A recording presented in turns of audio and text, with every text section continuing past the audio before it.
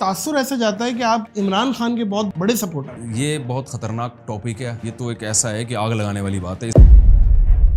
ہم نے سب سے پہلے اسٹیٹ کو دیکھنا ہے, ریاست کو دیکھنا. مشتنی ہے اس کے بارے میں. دیکھیں یہ ناجائز عمل ہے. اچھا, اس پہ ڈاکٹر ذاکر نائک نے اس کے حق میں مسٹیک ہوئی ہے, بہت بڑی مسٹیک ہوئی. طلاقیں بھی ہو رہی ہیں, بہت رجحان بڑھ رہا ہے. تو یہ جو قانون بنایا ہے کہ مکمل خواتین کے پاس ڈیورس کا حق آ گیا ہے, یہ 100% شریعت کے اگینسٹ ہے, پوری امت کا اجماع ہے, اس میں کسی کا اختلاف نہیں ہے. یہ عمل خوب خواتین کو سمجھ لینا چاہیے. کہیں اور شادی آپ کریں گی تو خالصتاً زنا ہوگا. کورٹ کو یہ حق نہیں ہے.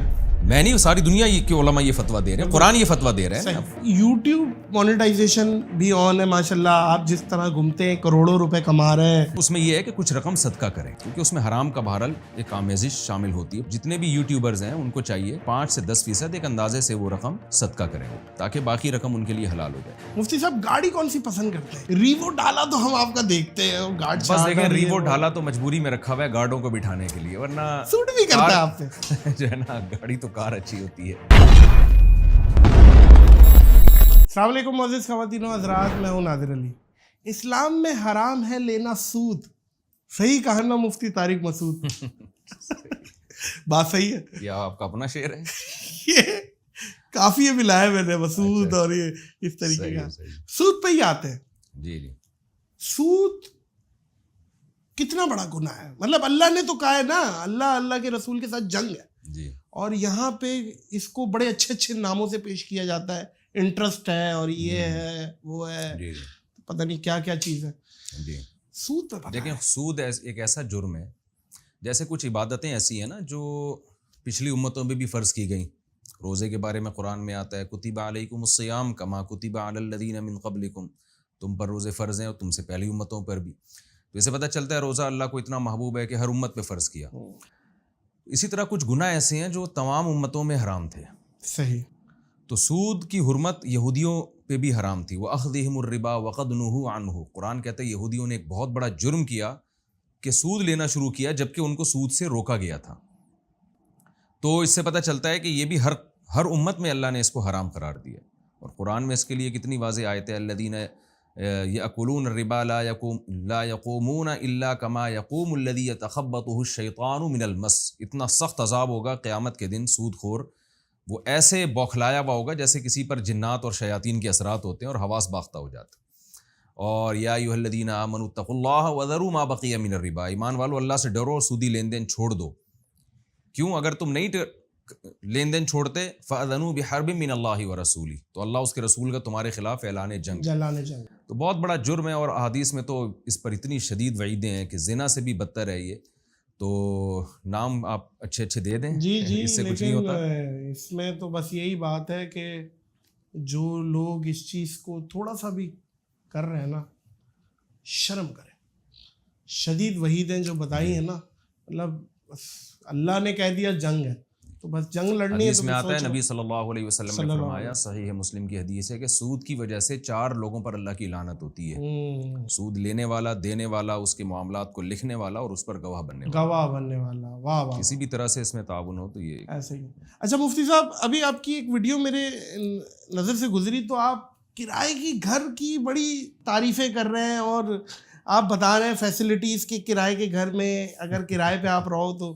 لیکن لوگ برعکس کرتے ہیں, پیسے جوڑ رہے ہیں, ساری زندگی پیسے جوڑے, پیسے بچا رہے ہیں, اچھا نہیں کھا رہے ہیں, کچھ بھی نہیں کر رہے ہیں, نہ اچھی سواری لے رہے ہیں, بس گھر لے لیں کسی طریقے سے, 4 دیواری کر لیں, روکھا سوکھا کھا لیں گے, چٹنی سے کھا لیں گے. ایک یہ سوچ ہے.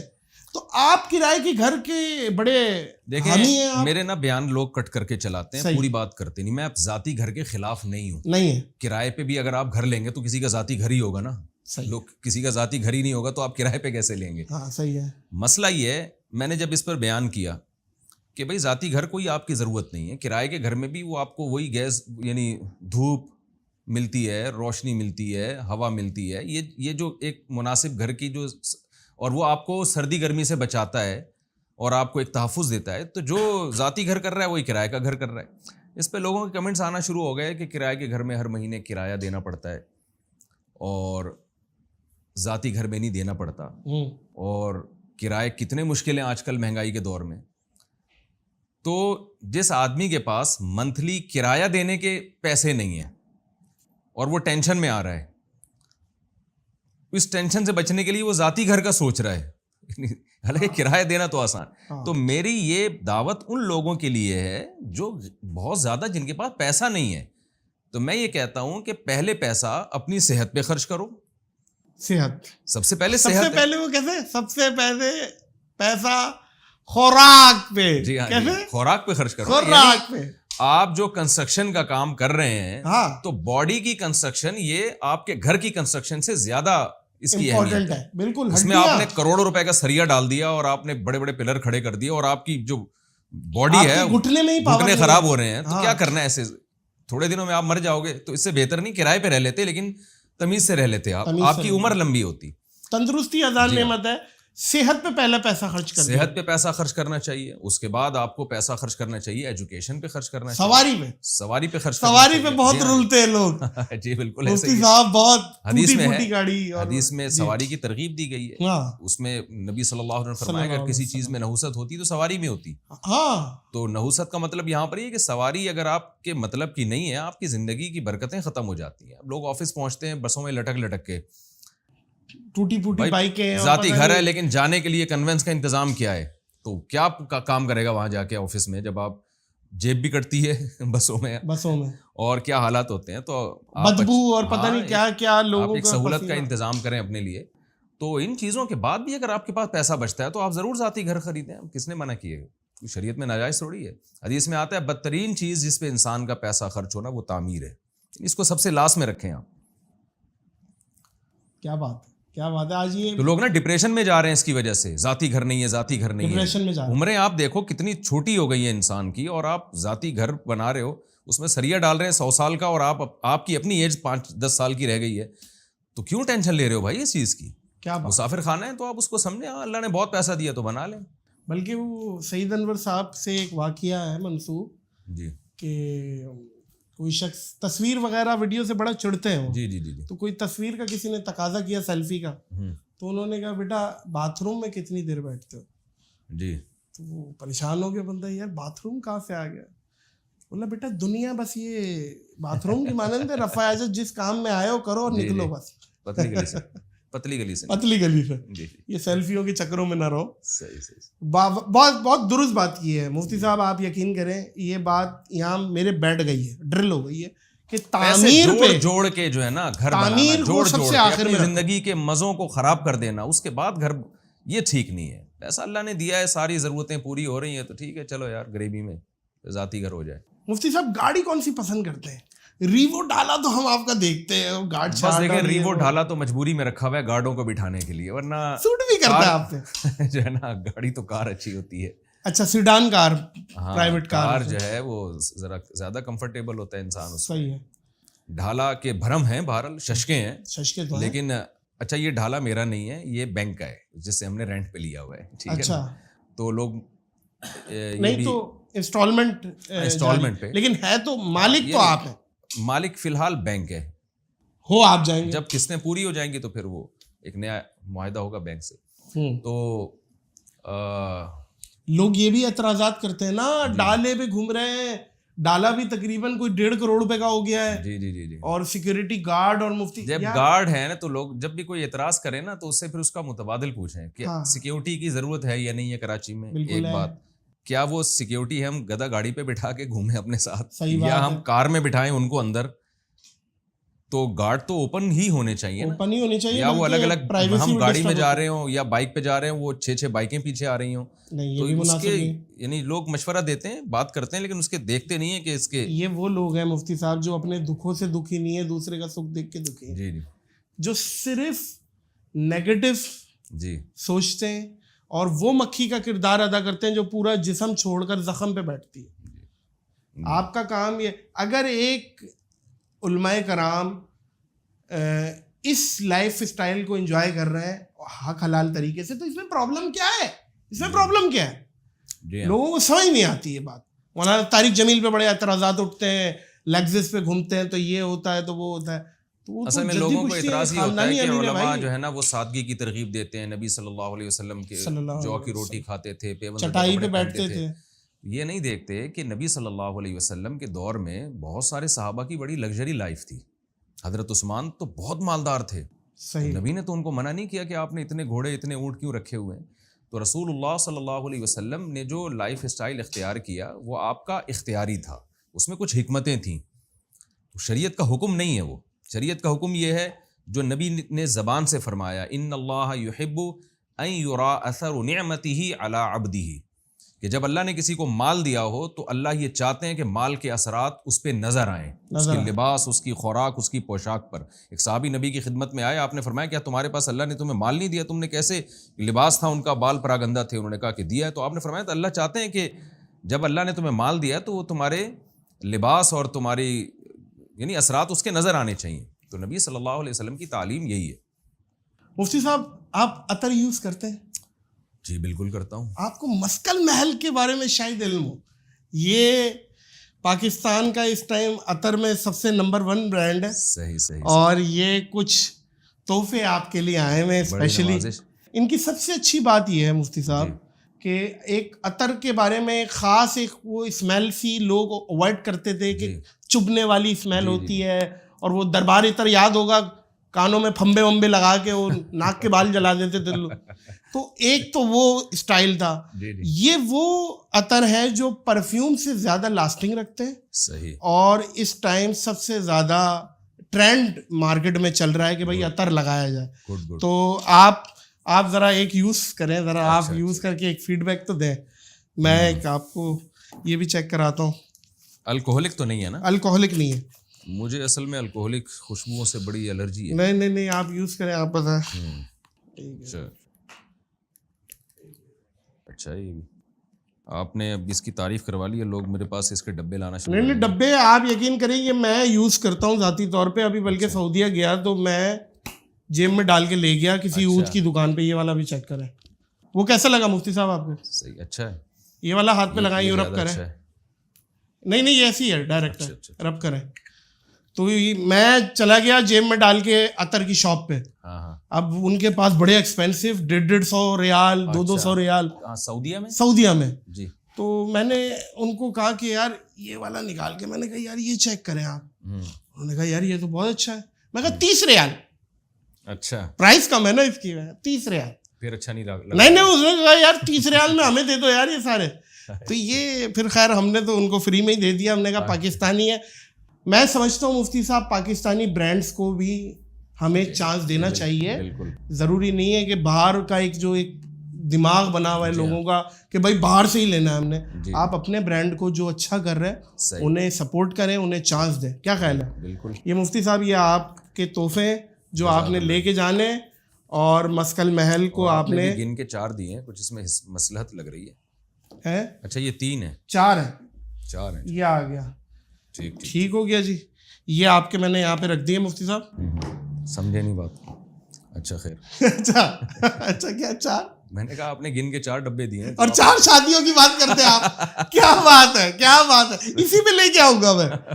4 شادیاں آپ نے جتنی پروموٹ کی ہیں جی, پاکستان میں کوئی ایسا شخص ہے نہیں جس نے اتنا پروموٹ کیا ہو 4 شادیوں کو.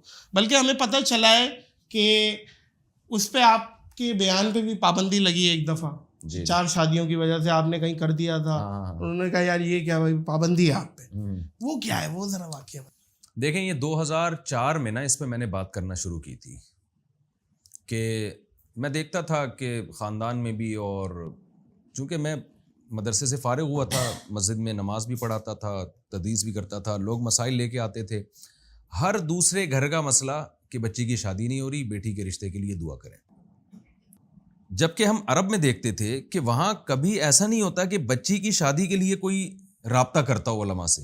ہمارے ایک استاذ نے بتایا کہ شیخ عبد الفتاح ابو ہدہ بڑے عالم تھے, وہ آئے گلشن اقبال بیان کے لیے, تو کسی نے ان کو پرچی لکھ کے دی کہ جی میری بچی کے رشتے کے لیے دعا کریں. انہوں نے کہا یار یہ بچی کی شادی کی پریشانی کیسی ہے آپ کو, یہ کیسے, بچیوں کی تو شادیوں میں کوئی ٹینشن نہیں ہوتی. پھر ہم نے سیرت کا مطالعہ کیا, مجھے نہیں کہیں کوئی حدیث ملی کہ کوئی صحابی نبی کی خدمت میں آئے ہو کہ میری بچی کے لیے دعا کریں, کوئی اچھا رشتہ ہو مل جائے. تو کون سے اس معاشرے میں اور ہمارے معاشرے میں فرق تھا کہ وہاں بچی کی شادی کوئی مسئلہ ہی نہیں تھا, اور ہمارے ہاں بچی پیدا ہوتے ہی ماں باپ کو فکر ہو جاتی ہے کہ ایک ٹینشن میں آنا شروع ہو جاتے ہیں, رشتوں کی تلاش. اور یہ کنواری لڑکیوں کی بات کر رہا ہوں, طلاق یافتہ بیوہ تو اس سے اور مسئلہ ہے. تو میں اس نتیجے تک پہنچا کہ سپلائی اور ڈیمانڈ کا جو اصول ہے نا, کہ جتنی اللہ نے مرد میں عورت کی ڈیمانڈ رکھی ہے, اسلام دین فطرت ہے, فطرت اللہ التی فطر الناس علیہ, اسلام اور نیچر ایک ہی چیز کے دو نام ہے. مرد کی نیچر ہے زیادہ بیویاں رکھنا, اللہ عورت پیدا کرے گا, اور تعداد میں بھی شاید مرد کم ہیں عورتیں زیادہ. اگر مرد برابر بھی ہے نا تو بھی کوئی فرق نہیں پڑتا. مردوں میں ڈیتھ کا ریشو بہت زیادہ ہے, مردوں میں نا اہلی کا ریشو زیادہ ہے. ہر مرد نکاح کے قابل نہیں ہوتا, ہر عورت نکاح کے قابل. چرسی, ہیروئن چی, شرابی آپ کتنے دیکھیں نا سوسائٹی میں, یہ کنوارے ہی اللہ نے ان کو کنوارا رہنے کے لیے پیدا کیا ہے. مرد مرتا بھی زیادہ ہے, مرتے زیادہ ہیں. وہ تو اٹیک آپ سے ہم نے سنا تھا کوئی قبرستان میں, جی قبرستان میں 100 قبریں ٹاپ دیں تو ایک قبر آئی ہے, کوئی مختارہ بی بی, عمر 90 سال, وجہ موت قتل. جی پھر بھی قتل ہوئی ہے, خود نہیں بھری ہے. آپ یہ دیکھیں, تو یہ تو مرد تو بیچارہ پتہ ہے ڈپریشن, نہیں حادثاتی جو اموات ہیں نا, بائکوں پہ, جنگوں میں ہلاکتیں, جب یہ جنگ عظیم میں یورپ میں جو مردوں کا قحط پڑ گیا تھا, اتنے مرد ہلاک ہوئے تھے, بالکل ہوئے تھے. تو اس وقت وہاں تحریکیں چلی تھیں کہ مردوں کو زیادہ شادیوں کی اجازت دی جائے, اور اسلام کا بھی انہوں نے ریفرنس دیا کہ یورپ کو آنا پڑے گا اسلام کی طرف, لیکن انہوں نے اس کو پروموٹ نہیں کیا. آج ان کی سوسائٹی دیکھیں, فیملی سسٹم ہی تباہ و برباد ہو گیا. تو ہمیں دوسری قوموں سے عبرت حاصل کرنی چاہیے. جو اتنے لڑکیوں کے گھروں میں مسائل ہو رہے ہیں, بھائی اس کا حل یہی ہے کہ مرد زیادہ شادیاں کریں, تو یہ مسائل ختم ہوں گے لڑکیوں کے. اور ورنہ یہ مسائل بڑھتے بڑھتے بڑھتے یہ ہمارا بھی فیملی سسٹم تباہی کی طرف جا رہا ہے. اس لیے میں اتنا اس پہ, اور میں اس میں بہت کانفیڈنٹ ہوں اس میں, اور بہت ہی کانفیڈنٹلی میں یہ بات کرتا ہوں, کانفیڈنس کے ساتھ بات کرتا ہوں کہ مجھے اس پر پورا شرح صدر ہے, اطمینان ہے کہ خواتین کے جو مسائل ہیں ان کا واحد حل یہ ہے کہ مردوں کو زیادہ شادیاں کرنی چاہیے, ان پر ان کے حقوق بھی ادا کریں. تو یہ بہت ضروری ہے سوسائٹی میں. لوگ مجھ سے آگے پوچھتے ہیں کہ مجھے تو ضرورت نہیں ہے دوسری شادی کی. میں کہتا ہوں آپ کو نہیں ہے, قوم کی عورتوں کو ضرورت ہے بھائی, آپ کو ضرورت نہیں, سوسائٹی کو ضرورت ہے. تو اس ضرورت کو سامنے رکھنا چاہیے. اچھا مفتی صاحب, ایک نیا فتنہ سا ایک آج کل سوشل میڈیا پہ چل رہا ہے, غریبوں, اور گالیاں دے رہا ہے غریبوں کو بلا وجہ نا, مطلب ایک سمجھانے کا ایک طریقہ ہے. جی. اور میں نے دیکھا پچھلے دنوں وہ آپ سے بھی الجھ گیا ہے بلا وجہ نا, آپ کے خلاف ویڈیوز بنا رہا, اور یہ میں نے اس کی ہلکی سی دیکھی, کون آدمی ہے اور آپ کیوں بلا وجہ. دیکھیں بہت عرصے سے وہ اس طرح کی باتیں کر رہے ہیں, میں تو لفٹ نہیں کراتا تھا, لیکن جب بہت زیادہ ہو گیا نا, تو ریسنٹلی ایک صاحب نے بے روزگاری میں خودکشی کی ہے.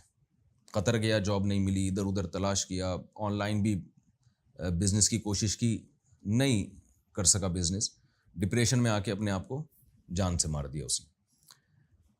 تو یہ جو صاحب غریبوں کو گالیاں دے رہے ہیں نا, اس سے اصلاح نہیں ہو رہی. موٹیویشن کا یہ ایک ایسا طریقہ ہے جس سے غریب ڈپریشن میں جائے گا, موٹیویشن احساس کمتری میں جائے گا. ایک تو غریب ہے, آپ اس کو اوپر سے بغیرت بھی کہہ رہے ہیں. موٹیویشن کا وہ طریقہ جو اسلام نے بتایا ہے, المؤمن القوی احب الی اللہ من المؤمن الضعیف. نبی نے فرمایا طاقتور مومن کمزور سے اللہ کو زیادہ محبوب ہے. تو طاقت کی کوشش کرو. طاقت جسمانی لحاظ سے بھی ہوتی ہے, اکنامیکلی بھی انسان کو مضبوط ہونا چاہیے. ساتھ ساتھ یہ بھی بتا دیا کہ رزق کے خزانے اللہ کے ہاتھ میں, جس کے لیے چاہتا ہے رزق بڑھا دیتا ہے, جس کے لیے چاہتا ہے یقبض تنگ کر دیتا ہے. یہ اللہ کی تقسیم ہے. تو تم نے کوشش کرنی ہے. جیسے صحت اللہ کی نعمت ہے, لیکن ہر آدمی صحت چاہتا ہے. کیا ہر ایک کو صحت ملتی ہے؟ ایوب علیہ السلام صحت چاہتے تھے, پھر بھی ساری زندگی بیماریوں میں گزری, پھر بھی کامیاب ہیں. تو آپ چاہیں دولت کی کوشش کریں, ہم بھی لوگوں کو موٹیویٹ کرتے ہیں. اور آپ یہ حدیث یاد کرائیں کہ رسول اللہ نے کہا صلی اللہ علیہ وسلم کہ میری امت کے اکثریت غریب ہیں جو جنت میں جائیں گے. جی بالکل ایسے ہی ہے. بات یہ ہے نبی نے تو تسلیاں دی ہیں غربا کو, مساکین کو. آپ نے فرمایا کہ اللہ مجھے مسکینوں میں میرا حشر کرنا قیامت کے دن. تو آپ صلی اللہ علیہ وسلم تو غریبوں کو موٹیویٹ کر رہے ہیں. اور قرآن کہہ رہا ہے وَاصْبِرْ نَفْسَكَ مَعَ الَّذِينَ يَدْعُونَ رَبَّهُمْ بِالْغَدَاةِ وَالْعَشِيِّ يُرِيدُونَ وَجْهَهُ. کہ اے نبی ان مسکینوں غریبوں کے ساتھ اپنے آپ کو بٹھائیں جو صبح و شام اللہ کو پکارتے ہیں, کیونکہ مشرکین ان کو تانے دیتے تھے کہ یہ اگر حق پر ہیں تو یہ غریب کیوں ہیں. مشرکین عبداللہ بن مسعود, حضرت ابو ہریرہ, ان لوگوں کو تانے دیتے تھے, ہاں اصحاب صفا کو, کہ یہ غریب لوگ ہیں, تو یہ اگر یہ عقل مند ہوتے تو پیسہ کیوں نہیں ہے ان کے پاس, ہمارے پاس عقل ہے, ہم نے پیسہ کمایا. تو قرآن نے کہا کہ آپ نے ان غریبوں کو چھوڑنا نہیں ہے, آپ نے ان کے ساتھ بیٹھنا ہے. تو یہ جو موٹیویشن کا طریقہ ہے. اور پھر یہ بھی ہے کہ جو اس طرح کی بڑی بڑی باتیں کرتے ہیں نا, غریبوں کو نیچا دکھاتے ہیں, تو مشاہدہ یہ ہے, تجربہ یہ ہے کہ اللہ کی طرف سے ان کو سزا ملتی ہے. 2 منٹ لگتے ہیں, اللہ کی نظر ہٹ گئی نا تو یہ انسان جو ہے وہ جھونپڑے میں آ جاتا ہے اور جھونپڑے کے قابل بھی نہیں رہتا, روڈ پہ آ جاتا اور ہے. مجھے تو فرسٹ ہینڈ نالج ہے, میں کیا بولوں, کچھ مجھے میرے کولیگس نے بتایا کہ وہ بندہ ہے نہیں اتنا جتنا وہ اپنے آپ کو دکھا رہا ہے. ایک تو پہلی چیز تو یہ ہے, اتنا ایک وہ کریکٹر کر رہا ہے کہ بھائی وہ میں اتنا مالدار ہوں, ہے نہیں ایسا. اور اگر وہ ہے بھی تو بھائی تیرا پیسہ ہے, تو جانے دوسرے کو کیوں ڈسٹرب کر. ہمارے یونیورسٹیز کے بچے احساس کمتری کا شکار ہو گئے یار, اور اس کی گالیوں سے انسپائر ہو رہے ہیں. میرا بھانجا یونیورسٹی میں پڑھتا ہے, ہاں, اس نے مجھے بہت دفعہ آ کے بتایا کہ لڑکے ڈپریشن میں جا رہے ہیں, ڈپریشن میں جا رہے ہیں اس وجہ سے. پہلے ہی پاکستان کے حالات آپ دیکھیں کیا چل رہے ہیں, اوپر سے آپ ان کو تسلیاں دینے کے بجائے اور ڈپریشن میں گالیاں دے کے. تو موٹیویشن, میں اکثر کہتا ہوں there are two types of غریبs, there are two types of غریبوں کی دو قسمیں, ایک سستی کاہلی کی وجہ سے غریب ہوتے ہیں, صحیح ہے, ایک حالات کی وجہ سے قدرت ساتھ. یہ انگریزوں میں بھی ہوتے ہیں, ایسا نہیں ہے. سعودی عرب میں غریب ہیں, حالانکہ اتنا مالدار ملک ہے, اربوں میں وہاں آپ کو غریب ملیں گے. تو یہ اللہ کی تقسیم ہے بھائی, اس پہ اتنا زیادہ. مفتی صاحب اپنے عقل کا ماتم کرے آدمی. ہمارا معاشرے میں بھی یہ ہو گیا ہے کہ جو جتنی بڑی گاڑی میں آئے گا وہ اتنا بڑا انٹلیکچوئل ہے. جی, اس کا تعلق ہی نہیں ہے نا یار, پیسے کا تعلق ہے ہی نہیں نا. کوئی پیسے والا ہے یا پیسہ اچھا ارن کر رہا ہے تو وہ اتنا عقل مند ہے. سب سے زیادہ ویلیو نالج کی ہونی چاہیے, نالج, علم, صحت. اچھا بہت سے ایسے امیر ہیں جو بیچارے سلیپنگ پلس کھا کے روزانہ سوتے ہیں, استما اور پتہ نہیں کون کون سی بیماری لاحق ہے. اچھا آپ, میں ایک بات کاٹ رہا ہوں آپ کی. حضرت علی رضی اللہ تعالیٰ عنہ وہ مساکین میں آپ کا شمار ہوتا تھا, لیکن علم میں حضرت علی کا مقام بہت سارے صحابہ سے بہت آگے ہے. حضرت علی کا شعر ہے کہ رضینا قسمت الجباری فینا, اللہ نے جو ہمیں تقسیم کیا نا, ہم اللہ اس تقسیم پہ راضی ہیں. تو کیا تقسیم کی اللہ نے؟ لنا علم وللجہال مالو, اللہ نے بہت سے کم علم لوگوں کو پیسہ دیا, ہمیں علم دیا, تو ہم اس تقسیم پہ خوش ہیں. فإن المال يفنى عن قریب, مال عن قریب ختم ہو جاتا ہے. وإن العلم يبقى لا يزال, اور علم ہمیشہ قائم رہتا ہے. تو یہ بھی ایک موٹیویشن کا طریقہ ہے کہ مال سے زیادہ حضرت علی, سیدنا علی رضی اللہ تعالیٰ عنہ وہ فوکس کر رہے ہیں علم کو. تو یہ لوگ جاہل لوگوں کو بے غیرت کیوں نہیں کہتے, جن کے پاس نالج نہیں ہے؟ یہ کم علم لوگوں کو گالیاں کیوں نہیں دیتے موٹیویشن کے لیے؟ اس کو بھی نہیں دینی چاہیے, ویسے دینی تو اس کو بھی نہیں چاہیے, لیکن ایک مثال بات ہے, صحیح بات. دولت میں علم تو بڑی دولت ہے نا. اور میں ایک بات یہ معزز خواتین و حضرات میں بولنا چاہوں گا کہ کامیابی یا جو وہ دولت سے نہیں ہے, وہ انر سیٹسفیکشن کا نام ہے. اگر آپ اندر سے خوش نہیں ہیں تو آپ جتنا بھی پیسے والے ہیں آپ خوش نہیں رہ سکتے یار. جی جی, اقنا بما رزقک اللہ تکن اغنى الناس, نبی صلی اللہ علیہ وسلم نے فرمایا جو اللہ نے تمہیں دے دیا اس پہ قناعت کرو تو تم سب سے زیادہ مالدار ہو جاؤ. واہ واہ, جو حاصل ہے اسے قبول کر لو. جو حاصل ہے اس کو سمجھو کہ یہ اللہ کا دیا بہت کچھ ہے, تو تم سب سے زیادہ مالدار ہو گئے. واہ, کیا کہنا. اچھا مفتی صاحب, کمنگ ٹو دا 4 شادیاں اگین, اور طلاقیں بھی ہو رہی ہیں, بہت رجحان بڑھ رہا ہے. طلاقوں کی بہت ساری وجہ ہیں. جی, کوئی مردانہ کمزوری کی کسی کو پرابلم ہے, اس کی بنیاد پہ طلاق ہو گئی ہے. فائنینشلی ہسبینڈ کرائسس میں ہے تو پیچھے سے سسرال والوں نے دیکھا کہ نہیں کر پا رہا, جی جی لے لو. یہ بھی پیسہ بھی بہت بڑی وجہ ہے. جی, پھر اس کے بعد آج کل کورٹ پہ میں آؤں گا کہ کورٹ یہ جو خلا دے رہا ہے, جی, اس کی شریعت میں کیا دیکھیں یہ جنرل مشرف نے بہت ہی غلط ایک اقدام کیا تھا, اپنی آمریت کا ایک ناجائز فائدہ اٹھا کے لا بنا دیا کہ عورت جب بھی کورٹ میں جائے گی, کوئی معقول ریزن ہو یا نہ ہو, جج پابند ہے اس کو خلا کی ڈگری دینے پر. اس سے یہ زنا کا دروازہ کھل گیا. اچھا, کیونکہ اسلام میں طلاق کا اختیار مرد کے پاس ہے. صحیح. اور خلا یہ ایک ایگریمنٹ ہے, اس میں جب تک مرد راضی نہ ہو خلا نہیں ہوتا. صحیح بخاری میں اول خلع فی الاسلام, اسلام میں سب سے پہلے خلا کا واقعہ. صحابیہ نے عرض کیا یا رسول اللہ میں شوہر کے ساتھ نہیں رہ سکتی. آپ نے ان کے شوہر کو بلایا اور بتایا کہ ان کو طلاق دو, کہ معقول ریزن تھی, تو ان کے شوہر نے ڈیورس دیے. تو خلا کا مطلب یہ ہوتا ہے کہ مطالبہ عورت کی طرف سے ہوگا, اس مطالبے پر جب شوہر طلاق دیتا ہے اور اس بیس پہ طلاق دیتا ہے کہ ٹھیک ہے میرا مہر واپس کرو تو میں تمہیں ڈیورس دیتا ہوں, اس عمل کو خلا کہا جاتا ہے. اور یہ کورٹ کے ذریعے اس لیے ہوتا ہے کہ جب عورت خود سے شوہر سے ڈیورس مانگتی ہے, خلا کا مطالبہ کرتی ہے, شوہر اس کو ویلیو نہیں دیتا, اہمیت نہیں دیتا. جب کورٹ کے ذریعے کرے گی تو شوہر اس کے اس اقدام کو ایک اہمیت دے گا.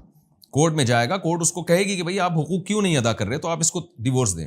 تو یہ جو قانون بنایا ہے کہ مکمل خواتین کے پاس ڈیورس کا حق آ گیا ہے, یہ 100% شریعت کے اگینسٹ ہے, پوری امت کا اجماع ہے, اس میں کسی کا اختلاف نہیں ہے.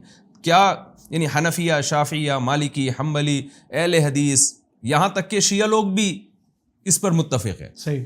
تو 1400 سال میں نا امت میں کوئی بھی ایک کوئی معتد بھی عالم مجتہد ایسا نہیں گزرا, کوئی صحابی, تابعین یا کوئی حدیث میں ہمیں نہیں ملتا کہ عورت کو یک طرفہ خلا کا حق اسلام نے دیا ہو. ہاں, فسخ نکاح ہوتا ہے, وہ ان صورتوں میں ہوتا ہے جہاں شوہر کی طرف سے واضح ظلم ہو رہا ہو, تو عورت عدالت میں ثابت کرے گی کہ ظلم ہو رہا ہے, پھر عدالت اس کا نکاح ختم کر سکتی ہے. اور ظلم کی بھی ایک خاص نوعیت ہے, اس پہ میں کئی دفعہ بیان کر چکا ہوں.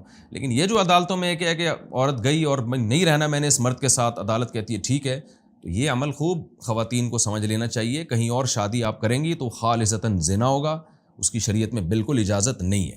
تو کورٹ کو یہ حق نہیں ہے. میں نہیں, ساری دنیا کے علماء یہ فتویٰ دے رہے ہیں, قرآن یہ فتویٰ دے رہے ہیں. فلا جناح علیہما فیما افتدت بھی, قرآن نے جو خلا کے آیات بیان کی ہیں اس میں افتدا کا لفظ ہے. فلا جناح علیہما, دونوں پر کوئی حرج نہیں ہے کہ وہ آپس میں رضامندی کر لیں. فدیہ یعنی فدیہ سے مراد ہے مہر شوہر واپس لے کے اس کو چھوڑ دے, تو یہ دونوں کی رضامندی سے. طلاق لمن اخذ بالساق, حدیث میں آتا ہے کہ طلاق کا حق, نکاح ختم کرنے کا حق مرد کے پاس ہے. او یعفو الذی بیدہ عقدۃ النکاح, قرآن کہتا ہے مہر اگر چھوڑ دے وہ شخص جس کے ہاتھ میں نکاح کی چابی ہے نکاح ختم کرنے کی, تو وہ مرد ہے. تو جگہ جگہ قرآن, حدیث, اجماع امت سے یہ پتہ چل رہا ہے کہ نکاح عورت کی مرضی کے بغیر نہیں ہوگا, لیکن نکاح ختم میں عورت مستقل نہیں ہے. جو جب تک مرد راضی نہیں ہوگا وہ نہیں ہے. تو یہ جو یک طرفہ خلا ہوتا ہے نا, یہ اس کی شریعت میں یہ غلط ہے, ہمارا فیملی سسٹم تباہ ہو رہا ہے. دیکھیں نا, اگر یہ عقل سے بھی ایک بات سمجھ میں آتی ہے نا, girl friend boy friend system میں اور نکاح میں کیا فرق ہے بنیادی.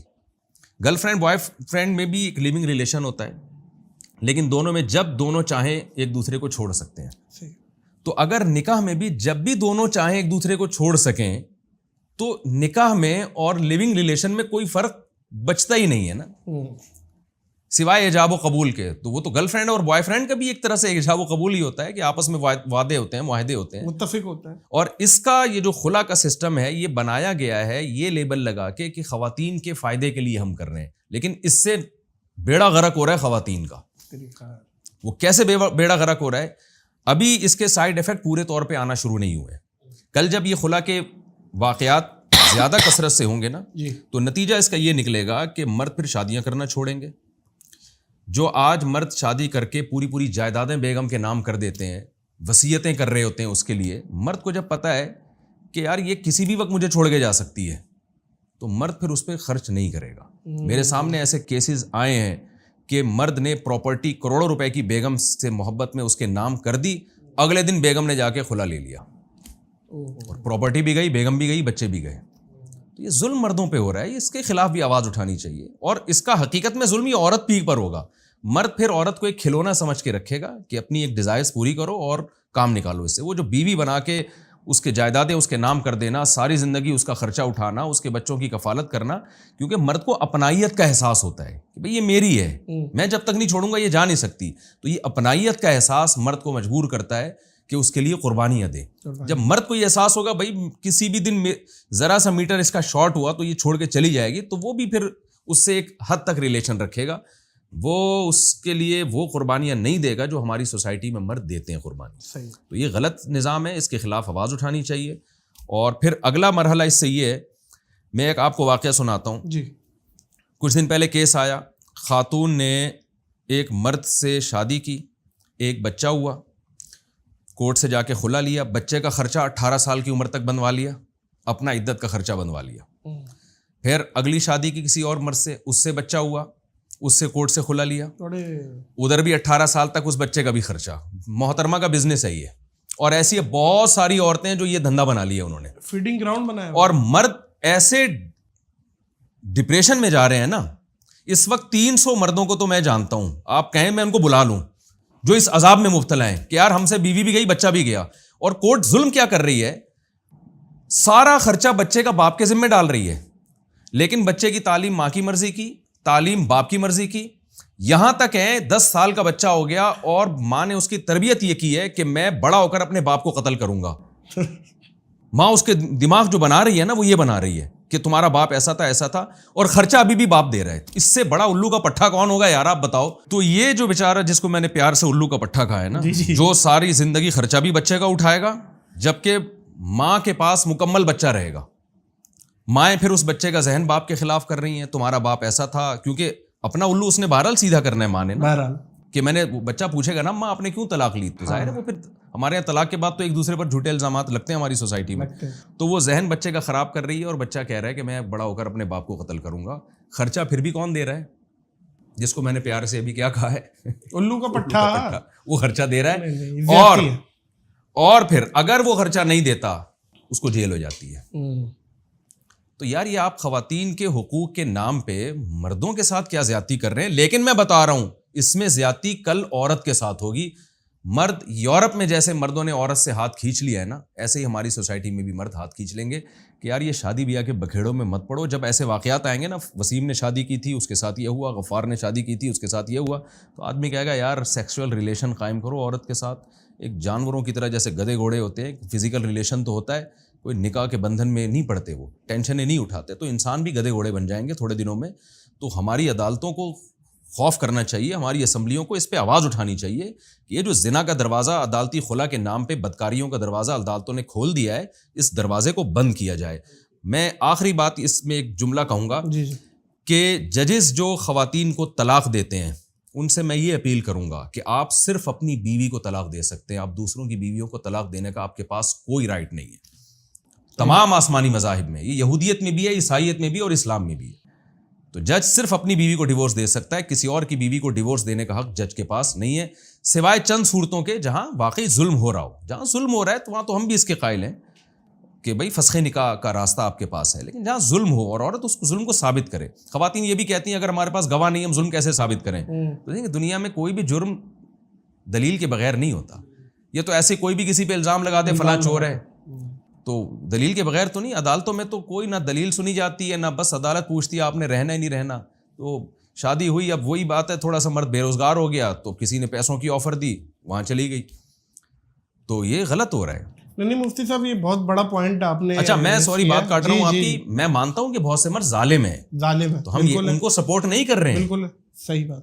لیکن یہ جو آپ نے اس ظلم کو روکنے کے لیے چوپٹ دروازہ کھول دیا ہے نا, نکاح کو ختم کرنے کا مکمل حق دے دیا ہے, اکارڈنگ ٹو اسلام یہ زنا کا دروازہ کھولنے کے علاوہ اس کا کوئی مطلب نہیں ہے.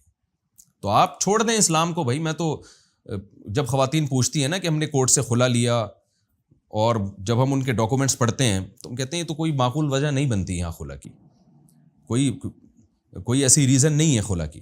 تو وہ کہتی ہیں نہیں میں نہیں رہنا. تو میں ان سے کہتا ہوں آپ اسلام چھوڑ دو, آپ یہ وصیت کرو مجھے مسلمانوں کے قبرستان میں دفن نہ کیا جائے. تو اسلام کو اگر آپ فالو کرو گی تو آپ کا یہ عمل زنا ہی کہلائے گا اگر آپ کہیں اور شادی کرتی ہیں. تو اس زنا پہ آپ نکاح کا لیبل مت لگائیں, زنا کو زنا سمجھ کے کریں, اس میں نکاح کا لیبل مت لگائیں. تو کوئی بات نہیں, جہاں دنیا میں اتنے سارے غیر مسلم ہیں, دو چار اور ہو جائیں تو, لیکن اسلام کو چینج کرنے کی کوشش نہ کی جائے. اچھا مفتی صاحب سیکس ایجوکیشن پہ کوئی ہماری شریعت کیا کہتی ہے کہ اپنی اولاد کو سیکس ایجوکیشن دو؟ اور جیسے ایک مسٹربیوشن ہے, مشت زنی کرنا, اور وہ ایک ظاہر ہے 30 سال کی عمر میں 28 سال کی عمر میں شادیاں ہو رہی ہیں اور پھر یہ حرکتیں ہو رہی ہیں. تو اس کو اگر والدین پہلے ہی اپنی اولادوں کو بتائیں اس کے نقصانات اور ساری چیزیں, اور ڈرایا جائے تو شاید اس پہ, لیکن ہمارے والدین تھوڑا سا معیوب سمجھتے ہیں اس پہ. آپ بتائیں کہ سیکس ایجوکیشن ایک مبہم سا لفظ ہے, ٹھیک ہے, اس میں بہت وسیع مفہوم ہے. ایک تو وہ جو ہے یورپ کے ہیں, وہ تو پتہ نہیں کیا کیا بےہودیاں سکھا رہے ہوتے ہیں بچوں کو, جی ہے نا, اسی سے بندہ وہ تو وقت سے پہلے ہی بالغ ہو جاتا ہے بچہ. تو ایک ایجوکیشن کا مطلب یہ ہے کہ بچوں کو بتا دیا جائے کہ بھائی یہ بھی ایک باڈی کی ایک ریکوائرمنٹ ہے, تو اس میں ایک غلط ہے اور ایک صحیح ہے. تو اتنا گائیڈ تو کر دینا چاہیے بچوں کو. تو ماں باپ عام طور پہ کر دیتے ہیں, ورنہ وہ بچہ باہر دوستوں سے اوٹ پٹانگ چیزیں, آپ کو پتہ ہے ہم نے بھی اسکول میں ٹائم گزارا ہے, آپ نے بھی پتہ نہیں کیا کیا باتیں مشہور ہوتی ہیں, بچے پھر بگڑتے ہیں اس سے ایسے ہی. اور اس زمانے میں تو جب ٹین ایجز ہوتے ہیں نا اور نئے نئے بالغ ہوتے ہیں تو اس میں بڑا تجسس بھی ہوتا ہے, تجسس ہوتا ہے کہ بھائی پھر وہ لڑکے چسکے لے کے الٹی چیزیں نا کلاس فیلوز کو, اور جو جتنی الٹی پھینکے گا جو کلاس فیلوز ہیں اس کی بات اور غور سے سن رہے ہوتے ہیں. ہاں, اور کچھ تو ڈپریشن کے مریض بنا دیتے ہیں, کچھ نفسیاتی مریض بنا دیتے ہیں لڑکوں کو. وہ حکیم لوگ کرتے ہیں نا اس طرح کی اٹھ پٹانگ باتیں کہ جی وہ ایک قطرہ جو ہے منی کا وہ خون کے 100 قطروں سے مل کے بنتا ہے, اس طریقے سے. ہم نے یہ بات بچپن میں سن لی ہے, میں نے بھی سنی ہے. تو اب اس میں لڑکے اتنے ڈپریشن میں, جس کو ایک دفعہ نائٹ فال ہو گیا, وہ کہہ رہے یار 100 بوتلیں تو میری نکل گئی خون کی. تو وہ اس طرح کی چیزیں, یہ پھر یہ بھی غلط العام ہے. ہاں, تو اس میں یہ ہے کہ اس طرح کی چیزیں تو بہرحال گائیڈ کرنی چاہیے بچوں کو, لیکن اس سے آگے جو ایک لمٹ کراس کرنا, جو سیکس ایجوکیشن کے نام پہ بےہودگی پھیلائی جا رہی ہے. بےہودگی نہیں, اچھا یہ پھر یہ جو مشت زنی ہے, جی جی, اس کے بارے میں دیکھیں یہ ناجائز عمل ہے, ناجائز حرام عمل ہے. جی جی. اچھا, اس پہ ڈاکٹر ذاکر نائک نے اس کے حق میں مسٹیک ہوئی ہے, بہت بڑی مسٹیک ہوئی. اصل میں وہ ڈاکٹر بھی ہیں, ساتھ ڈاکٹر بھی ہیں. تو ڈاکٹر جو بہت سے ڈاکٹر اس کو پروموٹ کرتے ہیں, کہتے ہیں یہ اسٹریس کا علاج ہے, ڈپریشن کا علاج ہے. حالانکہ یہ اسٹریس بڑھاتا ہے یہ عمل. یہ ایسا ہی ہے جیسے آپ اسٹریس میں تھے اور آپ نے چرس پی لی تو اسٹریس ختم ہو گئی, ٹھیک ہے, تو اس کے بعد تھوڑی دیر کے بعد آپ کو اسٹریس اور بڑھے گی, دوبارہ پینی پڑے گی. آپ اس کا حل یہ تھا اس اسٹریس پہ کنٹرول کریں, تو آپ کا پھر بار بار دماغ ادھر نہیں جائے گا. صحیح ہے. تو نوجوانوں میں ایک ڈیزائر پیدا ہوتی ہیں, شادی وادی کرتے نہیں وہ, تو اس طرح سے اسٹریس ختم کرتے ہیں. تو اسٹریس ختم نہیں ہوتی, پھر بار بار ان کو چاہت ہوتی ہے, بار بار چاہت ہوتی ہے, تو اس سے وہ مینٹلی بھی ڈسٹرب ہوتے ہیں اور فزیکلی بھی ان کی باڈی کے لیے نقصان دہ. میں یہ بتاتا چلوں کہ ہمارے یہاں پاکستان میں ڈاکٹر اس کو پروموٹ کر رہے ہیں اور کہتے ہیں اس کا باڈی کو کوئی نقصان نہیں ہے, تو یہ بات غلط ہے. آپ ڈاکٹروں کی ریسرچ سنیں, بہت سے ڈاکٹر اس کو کہتے ہیں کہ یہ نقصان دہ ہے. ہر چیز کی زیادتی نقصان دہ, بالکل ایسے. تو یہ نقصان دہ عمل ہے, بالکل ایسے. تو اس لیے چند ڈاکٹروں کی کبھی تحقیق نہ. انڈیا میں بہت سے ڈاکٹر ہیں جو اس کی بہت خلاف ہیں, ان کی بڑی ریسرچ ہے کہ اس سے آپ کی صحت, آپ کے جسم کی پروٹینز آیا ہوتے ہیں, اور خاص طور پہ جو ٹین ایجز لڑکے ہیں 13 سال سے لے کے 18 سال, جس میں آپ کے جسم کی گروتھ ہو رہی ہے, تو اس میں آپ یہ کام کرنا شروع کر دیں, مینٹلی تو بہت ہی ڈسٹرب ہوتے ہیں. دیکھیں لوط علیہ الصلوۃ والسلام کی قوم لڑکوں سے بدفعلی کرتی تھی. فزیکلی کیا کوئی نقصان تھا ان کو؟ ظاہر کوئی نقصان نہیں تھا, لیکن مینٹلی کتنا بڑا نقصان ہوا کہ نکاح میں ان کی رغبت ختم ہو گئی. لوط علیہ السلام نے کہا عورت سے نکاح کرو, نے کہا ہمیں رغبت ہی نہیں ہے, تو وہاں وہ نامرد ہو گئے کہ نہیں ہو گئے؟ تو اللہ نے آپ کے لیے عورت کو پیدا کیا, عورت کے لیے مرد کو پیدا کیا, آپ کوئی تیسرا راستہ اختیار کرتے ہو تو ظاہر ہے پھر جو نیچرل ہے وہ اس میں ڈسٹربنس پیدا ہوگی, وہ ہو نہیں سکتا کہ اس میں ڈسٹربنس نہ ہو.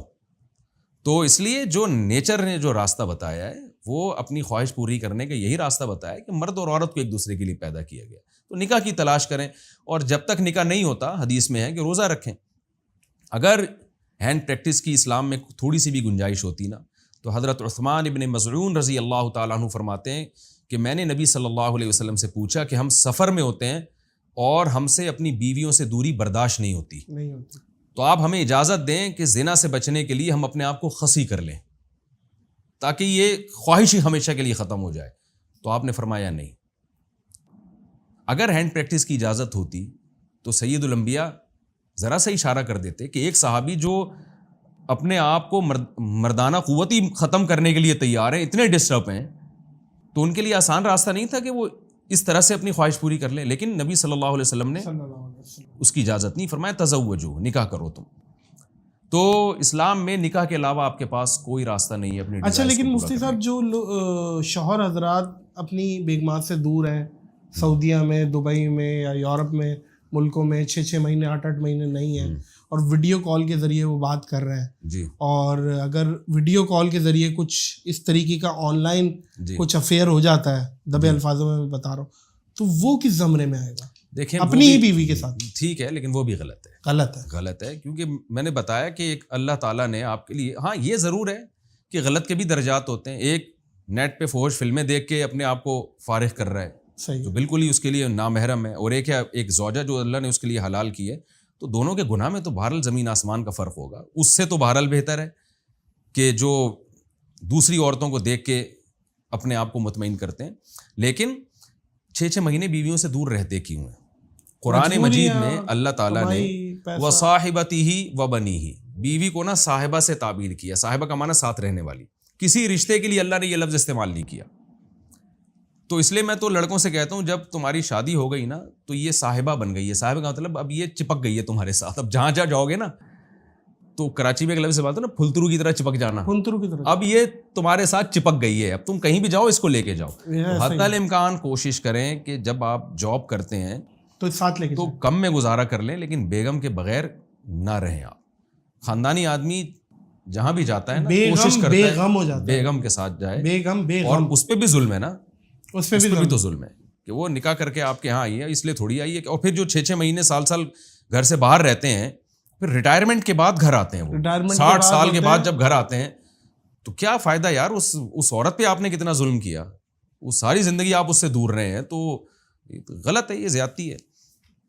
اور شادی کے بعد اکثر مفتی صاحب کچھ شوہر حضرات, مطلب ایک مشاہدہ ہے میرا, دل بھر گیا بیوی کے ساتھ, دل تھوڑا سا ادھر ہو جاؤ یار, تھوڑا سا کروٹ لے لو, ایک وہ ہوتا ہے نا, ان کے بارے میں وہ کیسے دیکھیں معاملات بنے, اور کچھ تو ایک انسان کی نیچر ہے, نیچر ہے, اب وہ نیچر کی وجہ سے نیا دلہا نئی دلہن, وہ ایک محبت کے الگ ہی جذبات ہوتے ہیں, تھوڑے دنوں کے بعد اس میں قرار آ جاتا ہے, قرار آ گیا, تو اس میں نفرت کی حد تک قرار نہیں آنا چاہیے, نفرت کراہت نہیں آنی چاہیے.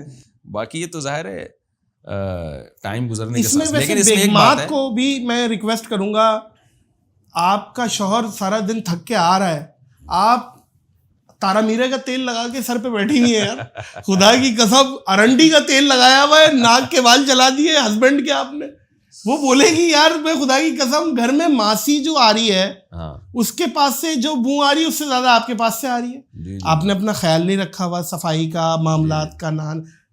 بیوی کو بھی چاہیے 0 میٹر بنے یار, ہسبینڈ آ رہا ہے تھوڑا سا ویلکم کرے. یہ کیا خیال ہے, یہ تو حدیث کا حکم ہے, حکم ہے نا, جی جی بالکل, تو ہونا چاہیے ایسا. آپ کچھ اصل میں آج کل مسئلہ پتہ ہے کیا ہے, خواتین کے ساتھ جہاں تک میں نے آبزرو کیا ہے نا, خواتین چاہتی ہیں مرد ہماری طرف مائل ہو, وہ اس کے لیے اٹریکشن کا ذریعہ بھی بنتی ہیں. مردوں کے دماغ خراب ہو گئے ہیں, ان کو باہر اتنا کچھ دیکھنے کو مل رہا ہے نا کہ ان کو اپنی گھر کی خوبصورت بیوی بھی پسند نہیں آتی. آج جو زیادہ تر کی بات کر رہا ہوں, آپ کے اور جو لوگ سن رہے ہیں نا, جو مرد ان کے علاوہ کی بات کر رہا ہوں میں, جو اس پروگرام کو دیکھ رہے ہیں جی, آج کل جو یہ پہلے زمانے میں زیادہ یہ ہوتا تھا کہ مرد کو یہ شکایت ہوتی تھی کہ میری بیوی میرے لیے سنورتی نہیں ہے, سنورتی نہیں ہے. آج زیادہ تر اس سے الٹا ہونا شروع ہو, زیادہ سنور رہی ہے. ہاں, خواتین چاہتی ہیں کہ مردوں کی محبت ملے, مگر مردوں کے باہر چسکے بہت ہو گئے ہیں, کیونکہ آفس میں کام کر رہے ہیں مرد, وہاں لڑکیاں ان کے ساتھ, یونیورسٹیوں میں پروفیسر پڑھا رہے ہیں, جوان لڑکیاں سامنے بیٹھی ہوئی ہیں, کو ایجوکیشن سسٹم ہے, ہر جگہ خواتین, ہر جگہ بلیٹ کے موبائل میں, اشتہار میں لڑکی آ گئی. تو آج بیوی کو وہ محبت مرد کی طرف سے نہیں مل رہی جو ونس اپون اے ٹائم ملا کرتی تھی. پہلے مردوں کو شکایت ہوتی تھی کہ جی وہ ہمارے لیے یہ بنتی سنورتی نہیں ہے. اب الٹا معاملہ زیادہ تر لوگوں کا الٹا ہو گیا, خواتین ترستی ہیں کہ ہمیں مردوں کی محبت ملے, اور مرد کے پاس باہر اتنے اس کو مزے لگ گئے ہیں کہ وہ اب لفٹ کرانا اس نے چھوڑ دیا. اچھا, پردے کے بھی معاملات تھوڑے سے آؤٹ ہوئے ہیں, اس پہ ایک بہت بڑا طبقہ اگر ہم بات کرتے ہیں نا تو ہمارے اوپر بول پڑتا ہے کہ تم دیکھ کیوں رہے ہو, سب سے پہلے نظر کا پردہ ہے.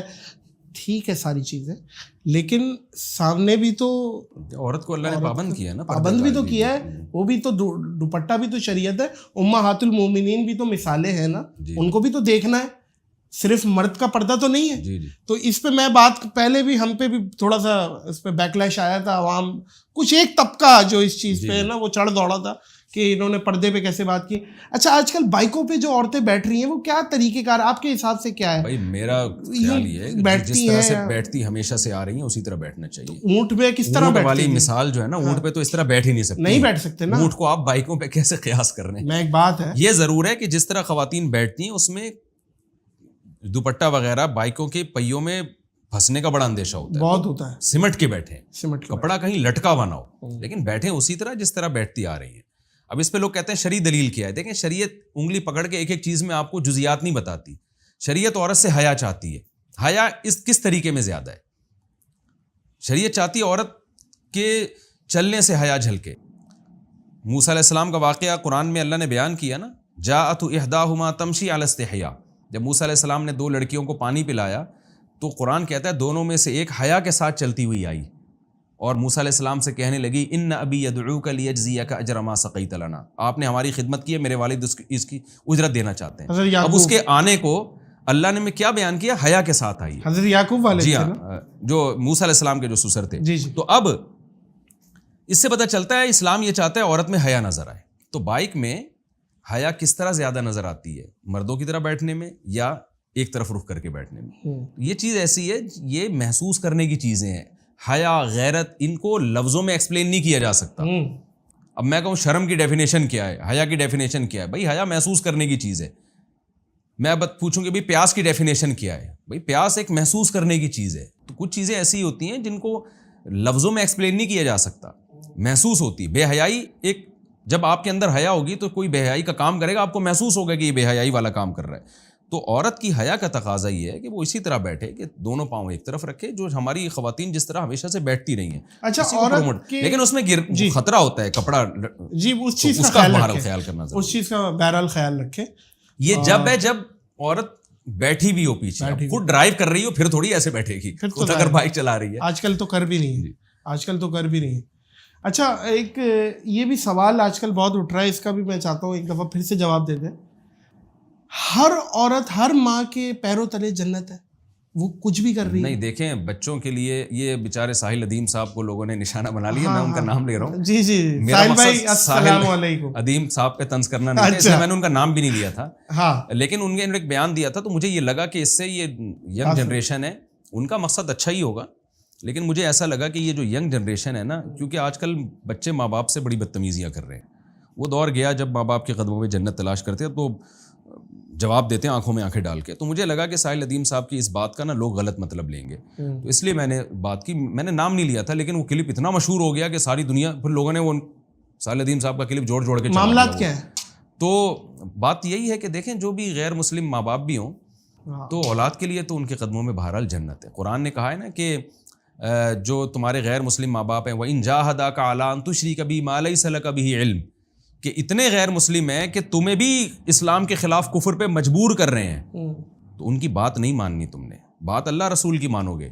لیکن صاحبہما فی الدنیا معروفا, پھر بھی دنیا میں ان کے ساتھ تم نے اچھا سلوک کرنا ہے. یہی مطلب ہے قدموں میں جنت تلاش کرنے کا, کہ دنیا میں کافر ماں باپ بھی ہوں تو آپ کے لیے ان کے قدموں میں بہرحال جنت ہے. وہ پھر اللہ ان سے جو حساب لینا ہوگا لے گا.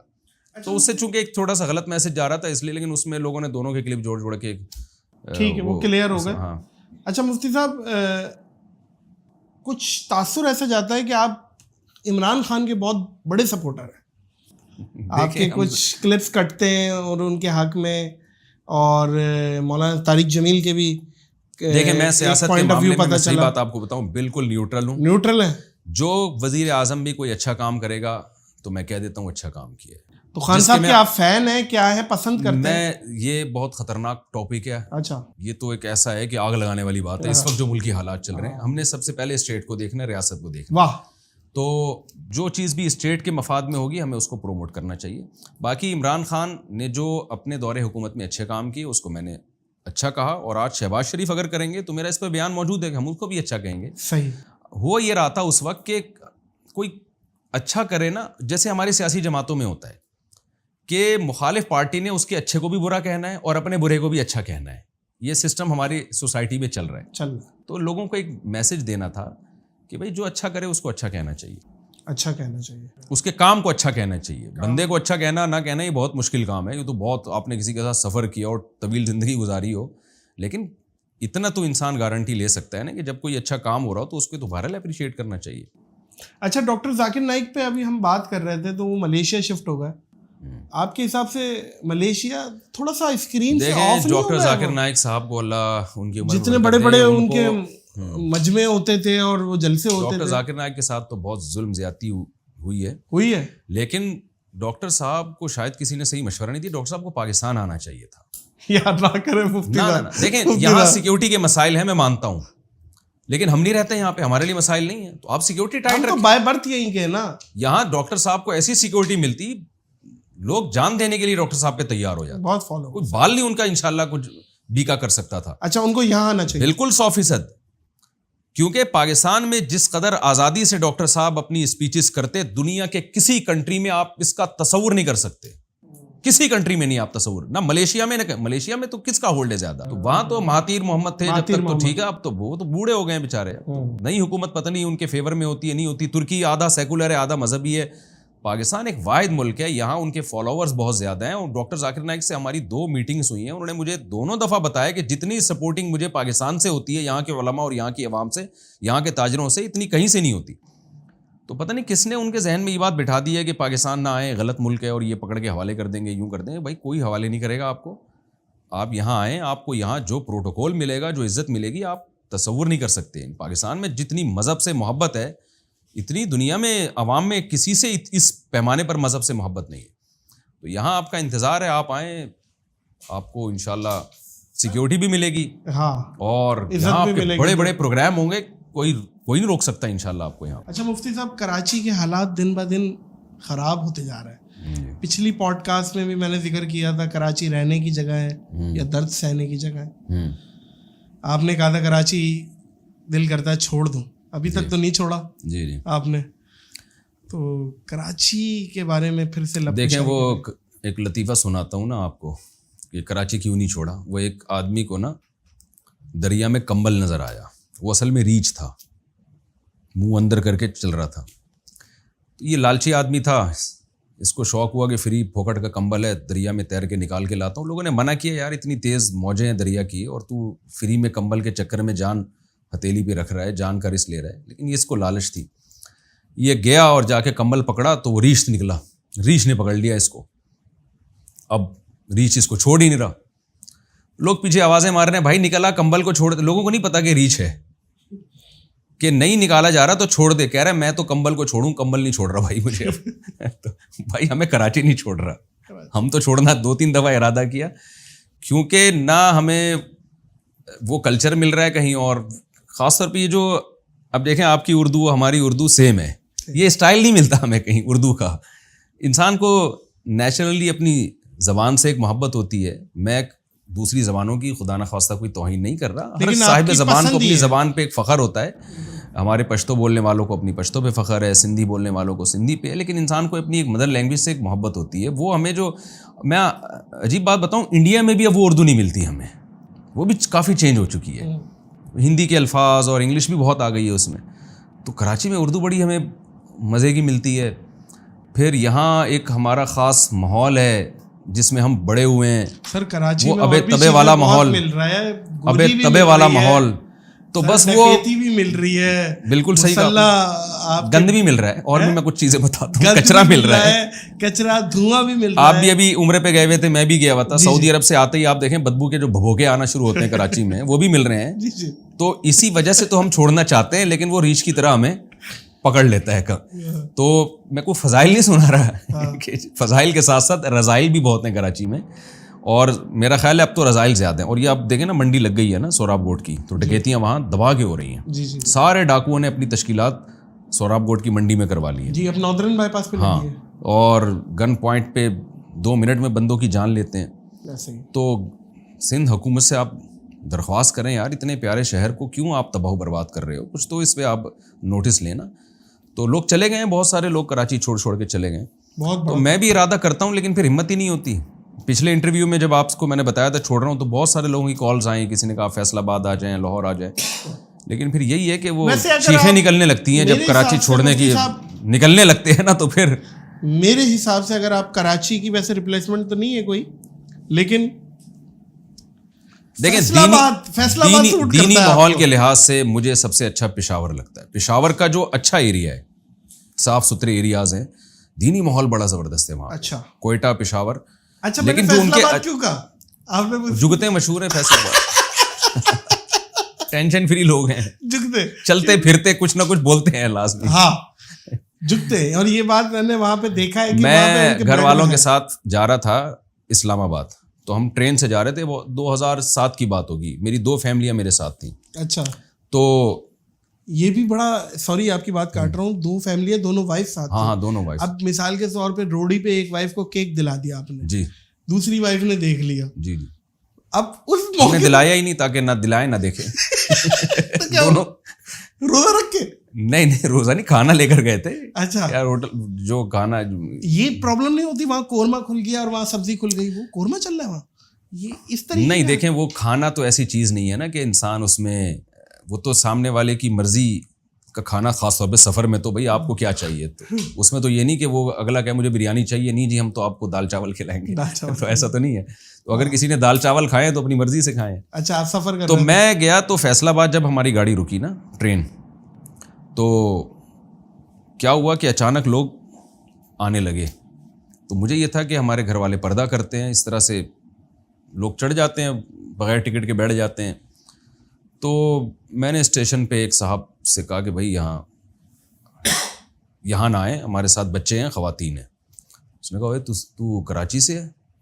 میں نے کہا جی. کہتے پھر توڑا قصور نہیں ہے, یعنی تیرا قصور نہیں ہے, تو اس طرح کی باتیں ہی کرے گا.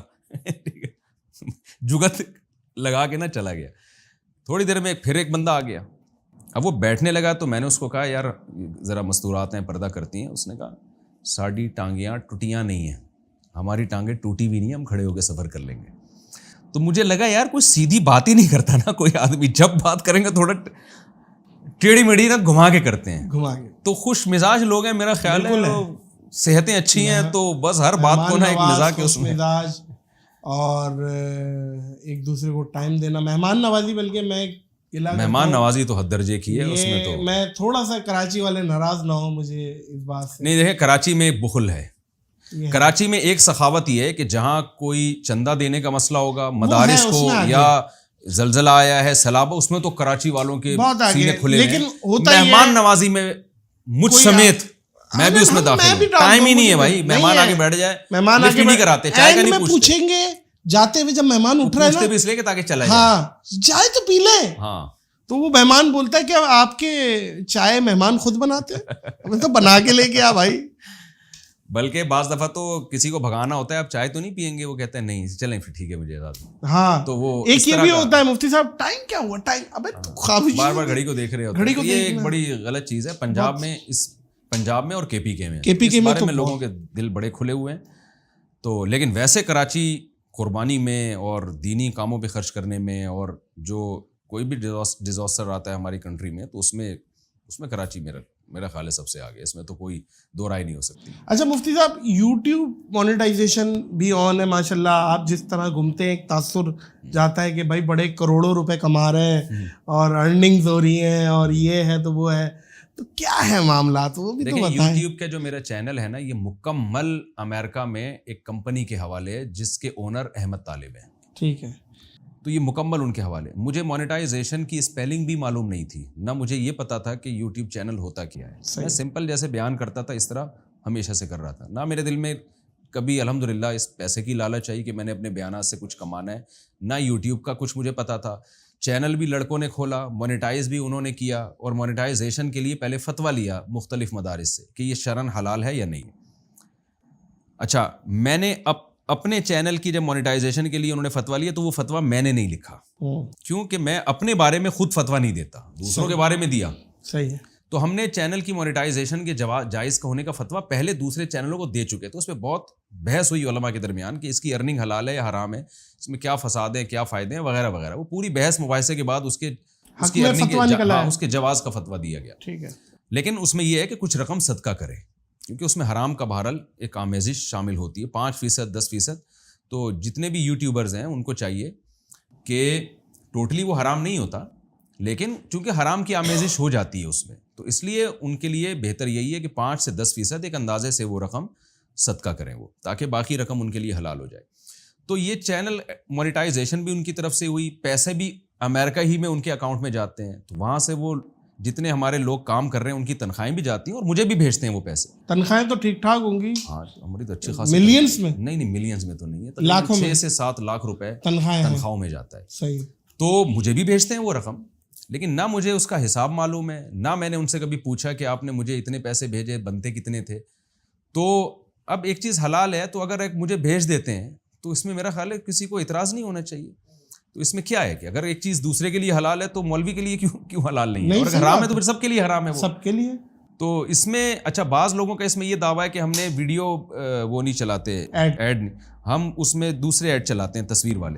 تو سوال پیدا ہوتا ہے کہ اگر ایک عورت کی تصویر ویڈیو میں آئے یا بغیر ویڈیو والے جو ایڈ آتے ہیں, تو خرابی تو دونوں میں ہو گئی نا. تو یہ کیسے ہو سکتا ہے کہ وہ جائز ہو اور یہ ناجائز ہو؟ اب مفتی صاحب ایک چیز جائز اور ناجائز کا تعلق اس سے ہے کہ پروموٹ کس چیز کو کر رہے ہیں آپ.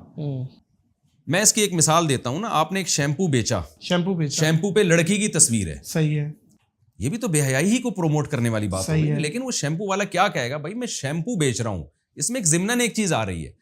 تو یہ جو آپ کو مونیٹائزیشن میں جو ایڈورٹائز کے پیسے ملتے ہیں, یہ ایڈورٹائز یہ جو ایڈورٹائزمنٹ ہے یہ لڑکیوں کی ایڈورٹائزمنٹ کے پیسے نہیں مل رہے ہوتے, اس پروڈکٹ کی ایڈورٹائزمنٹ کے پیسے مل رہے ہوتے ہیں. ہاں تو پروڈکٹ اگر جائز ہے تو اس کی ایڈورٹائزمنٹ کے پیسے بھی جائز ہیں. نہیں صحیح, پروڈکٹ ہی اگر حرام ہے, شراب کا ایڈ چل رہا ہے, اس کی ٹوٹلی ارننگ حرام ہے. ارننگ حرام ہے, صحیح. تو یہ جو دودھ کا ایڈ ہے, دودھ کا ایڈ ہے, علم میں لوگوں کی عمق نہیں ہے, گہرائی نہیں ہے. تو سرسری طور پر ایک چیز دیکھ لی تو وہ آپ نے ایک موبائل کی شاپ کرائے پر دی اپنے دوست کو, اس نے لڑکی کو لے جا کے بٹھا دیا, اس صحیح ہے, کیا ارننگ حرام ہو جائے گی؟ نہیں ہوگی, کیونکہ بیچ تو وہ موبائل رہی ہے نا. اس کو ویسے کہا جائے گا کہ یار لڑکی کے بجائے کسی بندے کو بٹھا دو, یا اگر لڑکی آتی ہے تو پراپر ڈریس میں بیٹھے, لیکن اس سے ارننگ آپ کی حرام نہیں ہو جائے گی. کیونکہ ارننگ جو خاتون جو بیچ رہی ہے موبائل, تو پیسے اس کو موبائل کے مل رہے ہیں اور آپ کو دکان کا کرایہ مل رہا ہے. ہاں, شراب اگر آپ اس میں بیچنا شروع کر دیں گے اس کی ارننگ بھی حرام ہو جائے گی اور رینٹ بھی حرام ہو جائے گا. تو یہ فرق ہے. یہ ایک سوال میں اکثر سوچتا ہوں آپ سے پوچھوں, لیکن مجھے نہیں یاد کہ پچھلی پوڈ کاسٹوں میں پوچھا ہو. آپ یہ جو دینی ماحول میں آئے, سب سے پہلے وہ دن کون سا تھا جب آپ نے یہ فیصلہ کیا کہ میں نے دین کے لیے کام کرنا ہے؟ جی. اور کیا یہ گھر میں شروع سے یہ ماحول تھا یا آپ آئے ہیں اس کے بعد بنائے, وہ بتائیے. دیکھیں, میرے والد صاحب تبلیغی جماعت کے امیر تھے ہمارے محلے کے, اور شیخ الحدیث مولانا زکریا رحمۃ اللہ علیہ ان سے ان کا تعلق تھا, مولانا حسین مدنی رحمۃ اللہ سے تعلق تھا. تو والد صاحب پاکستان نیوی میں تھے, حافظ قرآن تھے, تہجد گزار تھے. میری والدہ بھی الحمدللہ تہجد گزار تھیں. تو گھر کا ماحول ہمارا دینی تھا. تو لیکن یہ ہے کہ ہم کراچی کے اسکولوں کے پڑھے ہوئے, وہی جو کراچی کے لونڈے لپاڑے ہوتے ہیں, زندگیاں سب کی ایسے ہی گزرتی ہیں. ماحول میں نہیں تھے, ماحول میں نہیں تھا. والد صاحب نے نماز کی تو سختی کی ہمارے اوپر, اور بڑوں سے بدتمیزی نہیں کرنے دیتے تھے. یہ ہمارے گھر میں خاندان میں اس کا بہت تھا کہ کسی بڑے کے ساتھ بدتمیزی نہ کریں, تمیز ہونی چاہیے. تو اس کا فائدہ ہمیں یہ ہوا کہ جو اسکولوں میں غیر اخلاقی حرکتیں ہوتی ہیں نا, اس سے اللہ نے ہمیں بچایا.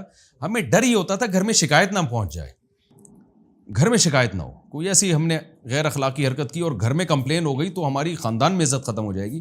اس چیز نے مجھے الحمدللہ بہت ساری بڑی برائیوں سے روک لیا کہ خاندان کا ایک پیچھے خوف تھا. باقی میں جو دین کی طرف آیا اور عالم بننے کی طرف آیا, اس میں تبلیغ جماعت کا بڑا کردار ہے. ہمارے ایک استاذ سیروزے کی جماعت میں آئے, جو بعد میں استاذ بنے میرے, انہوں نے بیان بڑا اچھا کیا, میں بڑا متاثر ہوا. پھر میری ان سے دوستی ہو گئی. پٹھان استاذ تھے وہ, اور بڑے کڑک بیان کرتے تھے, جیسے ایک پٹھانوں کا مزاج ہوتا ہے, ایسا کڑک بیان کیا, رلا دیا سب کو, اور بڑا ڈانٹا, غیرت ویرت دلائی. تو میری ان سے گپ شپ ہو گئی. انہوں نے مجھے کہا کہ یار, ان کا خیال تھا, انہوں نے مجھ سے سوالات کیے, تو ان کا ایک تجزیہ تھا میرے بارے میں کہ یہ ایکسٹرا آرڈینری کچھ ذہین بچہ ہے. تو میرے والد صاحب سے انہوں نے کہا کہ اس کو آپ مدرسے میں عالم بنائیں, تو امید ہے اللہ اس سے دین کا کام لے گا. ان کی ایک رائے تھی, ہم تو نالائق ہیں, لیکن ان کی ایک تجزیہ تھا. تو انہوں نے کہا بھائی آپ ادھر آؤ. ہمیں شوق تھا نوٹ چھاپنے کا, صحیح ہے نا, اور پیسے کمانے کا, دنیا میں ٹریولنگ کا.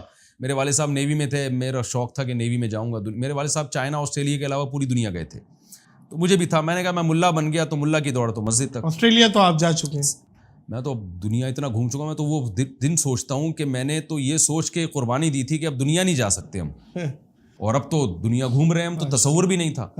اور میں تو بار بار یہ بات دہراتا ہوں کہ میں جب مدرسے میں آیا نا, تو مجھے سب سے زیادہ تانا یہ دیا گیا کہ تمہیں رشتہ کون دے گا. میں نے مذاق میں کہہ دیا میں 4 شادیوں میں, جل کے بولا تھا میں نے. مجھے طنز کیا ہمارے ریلیٹیو نے کہ بھئی تم ملا بن رہے ہو, ملا کو تو کوئی اپنی بیٹی نہیں دیتا. مجھے غصہ اتنا آیا, مجھ پہ بار بار لوگ طنز کر رہے تھے, طنز میں بول دیا میں 4 کروں گا.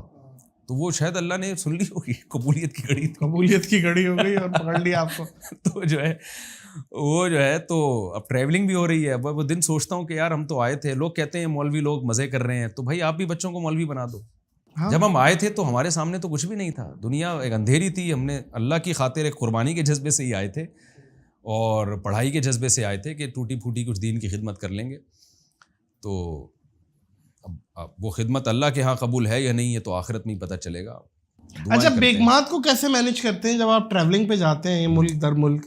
دیکھیں نمبر لگتے ہیں. نمبر لگتے ہیں؟ جی جی, یہ بھی عین سنت پر عمل کر رہے ہیں. یہ نمبر لگتے ہیں. ویسے تو قرآن اندازی ہونی چاہیے, لیکن ہم پھر بھی نمبر لگاتے ہیں کہ بھائی اب اس کا نمبر ہے تو اب اس کا نمبر ہے. اب ان کا قرآن اندازی میں ایک ہی بندے کا 3 دفعہ نکلا ہے تو پھر تو سامنے آ رہا تھوڑا سا. نہیں, وہ قرآن اندازی میں پھر جب ایک کا نمبر جب آ گیا تو ان کا دوبارہ نمبر تھوڑی آتا ہے, ان کی پرچی ہٹتی ہے. پرچی ہٹتی ہے. اچھا اچھا اچھا اچھا. لیکن میں باریاں لگا کے لے جاتا ہوں کہ فرسٹ کو ہر جگہ میں فرسٹ کو سب سے پہلے لے کے جاتا ہوں. ٹھیک ہے نا.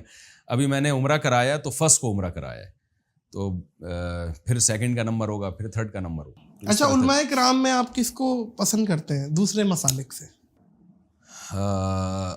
دوسرے مسالک سے جی سب بتا دیں, چلے اپنا بھی اہل دیوبند بھی بتا دیں. علماء کرام میں مختلف لحاظ سے اللہ نے مختلف صلاحیتیں دی. فیوریٹ کون ہے؟ علمی لحاظ سے تو حضرت مفتی تقی عثمانی صاحب کے ہم پلہ میرا خیال ہے بر صغیر میں کوئی نہیں ہے, بلکہ دنیا میں چند لوگ ہی ہوں گے ان جیسے.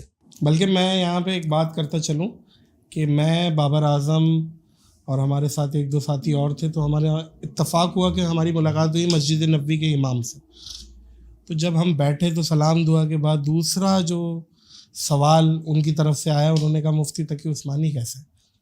جی, کس کی طرف سے؟ امام مسجد کے, جو مسجد نبوی کے امام ہیں. اچھا ماشاء اللہ. انہوں نے مفتی تقی عثمانی کا پوچھا تو میں ایک منٹ کے لیے عرب علماء بہت عزت دیتے ہیں. میں نے کہا آپ جانتے ہیں یہ؟ وہ بولا ان کا تو بڑا قد ہے. اصل میں عالم کو عالم پہچانتا ہے, عوام نہیں پہچانتی. ان کے علم کا جو لیول ہے نا وہ علماء ہی جانتے ہیں, وہ عوام کے بس کی بات نہیں ہے ان کو سمجھنا. تو علمی لحاظ سے میں ان سے متاثر ہوں. دینی خدمت جو واعظ و نصیحت, اس میں حضرت مولانا طارق جمیل صاحب سے جو اللہ نے کام لیا, دیکھیں ان سے علمی اختلافات ہو سکتے ہیں, واہ واہ بے شک, سیاسی اختلافات ہو سکتے ہیں, لیکن علمی لحاظ سے بڑا جانتا, بہت ریفرنسز, اور اس میں پڑھا لکھا طبقہ بہت اٹریکٹ ہوتا ہے. ظاہر ہے. تو یہ چند بڑی شخصیات ہیں, ہمیں ان سب نہیں بالکل بالکل بالکل. مفتی صاحب سر مزے کو مزہ آ گیا آپ کے ساتھ نشست لگتی ہے. معزز خواتین و حضرات, مفتی صاحب بیٹھے تو مفتی صاحب نے بولا یار 2 پوڈ کاسٹ کر لی 1.5 گھنٹے کی, اب کیا کرو گے یار؟ میں نے کہا آپ بیٹھے تو میں بتاؤں, یہ مجھے بلا رہے ہیں 1 مہینے سے. میں نے کہا بھائی آپ کے پاس اب سوالات ختم نہیں ہو گئے کیا؟ آپ اتنے 2 پوڈ کاسٹ ہو گئی ہیں 1.5 گھنٹے کی, تو میں آیا ہوں تو پتا چلا یہ تو پورا ایک پلندہ کھلا ہوا ہے ان کے پاس. نہیں پرے لے کے بیٹھے ہوئے ہیں, پرے لے کے, اور پھر اس کے بعد آپ یقین کریں دماغ میں جتنے پرے چل رہے ہیں, میں یہ اپنے کیمرہ مین اور وہ لوگ یوں کر رہا ہے تو میں پوڈ کاسٹ ختم کر رہا ہوں. ادروائز پوڈ کاسٹ ختم ہونے کا ٹائم نہیں ہے. کرنٹ ان کے اندر بھی زیادہ سیل ڈلے ہوئے, یہ میں بتا رہا ہوں. ہمارے اندر بھی بیٹری والی چارجنگ والی سیل ڈلے ہوئے, ہم چارج ہیں. نہیں, میں حقیقت بتاؤں آپ کو, منہ پہ تعریف مقصد نہیں ہے. پوڈ کاسٹ میں میں بھی بہت تھکتا ہوں, لیکن میں آپ کے پروگرام میں تھکتا نہیں ہوں. ایسا بالکل ایک فرینکلی ہماری گپ شپ ہو رہی ہوتی ہے. اور اچھا میں لوگوں کو بتاتا چلوں, آج جیسے ہی میں آیا نادر بھائی میں 2 میں نے تبدیلیاں دیکھی. ایک ماشاءاللہ انہوں نے داڑھی رکھ لی ہے اور ایک تھوڑا سا فٹ ہو گئے.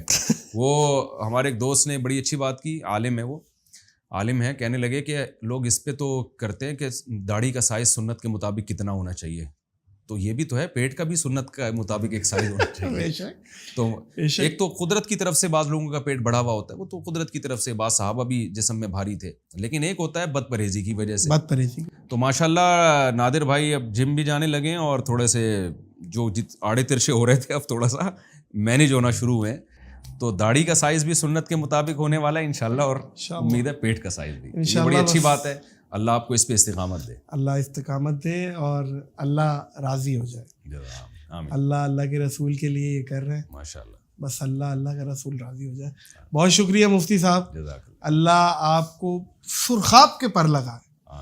اللہ آپ کو مزید, میں کچھ شخصیات ایسی ہیں جن کے لیے میں نے یہ کہا ہے ابھی اللہ نے آپ کو کم دی عزت, آپ کو اور ملنی ہے. آپ ان میں دعا کریں جو بھی ٹوٹی پھوٹی عزت ملی ہے اللہ تعالیٰ اس کو قبول کرے, اور آخرت, اصل تو آخرت ہے نا. دنیا میں تو فرعون کو بھی بڑی عزت مل گئی تھی, قارون کو بھی مل گئی تھی, اصل آخرت ہے. ان کو شہرت ملی تھی, عزت, جذبہ پیدا. سر شہرت اور عزت میں فرق ہے. ان کو شہرت ملی تھی, آپ سے لوگ آپ کو عزت دیتے ہیں, آپ کے لیے احتراماً کھڑے ہو جاتے ہیں, آپ سے دینی مسائل پوچھتے ہیں, شرعی مسائل پوچھتے ہیں. آپ یہ دیکھیں نا یار, بس اگر یہ جب چیزیں اللہ کی نظر میں مقبول ہیں تو پھر تو ہیں, اب یہ آخرت نہیں پتہ چلے گا. کیا کہنے. معزز خواتین و حضرات, اپنے اطراف میں ان لوگوں کا خیال رکھیں جو آپ سے, جو سفید پوش ہیں, جو آپ سے تقاضا نہیں کر رہے, بول نہیں رہے. ان کی آنکھوں میں ان کی پریشانیوں کو پڑھیں, ان کی پریشانیاں اگر آپ استطاعت رکھتے ہیں تو دور کرنے کی کوشش کریں. بس یہی میسیج ہے میرا, اور آج کی پوڈ کاسٹ کو اختتام کریں گے اس یقین اور اس اپنے پن کے ساتھ کہ اپنا اور دوسروں کا آپ لوگ بہت خیال رکھیں گے. مجھے اور مفتی طارق مسعود کو دیجیے اجازت. اللہ حافظ و ناصر.